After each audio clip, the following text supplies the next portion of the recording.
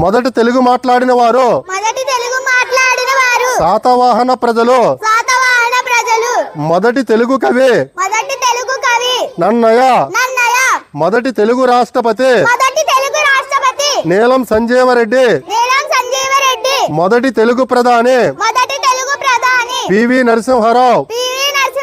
మొదటి తెలుగు ముఖ్యమంత్రి టంగుటూరి ప్రకాశం పంతులు.